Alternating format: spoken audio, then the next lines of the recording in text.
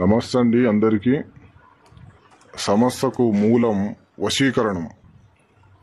వశీకరణంలో అనేక రకాలుగా ఉంటాయి, అనేక విద్యలుగా ఉంటాయి, అనేక విధాలుగా కూడా ఉంటాయి.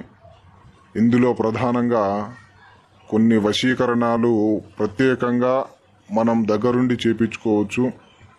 ఈ వశీకరణ పూజ ద్వారాగా విడిపోయిన వాళ్ళు, ప్రేమికులు కానీ, భార్యాభర్తలు కానీ, దూరం ఉన్న వాళ్ళు కానీ, ఎంతటి మొండి వాళ్ళైనా సరే ఈ యొక్క వశీకరణ పూజ ద్వారాగా మనకు దగ్గరవుతారు.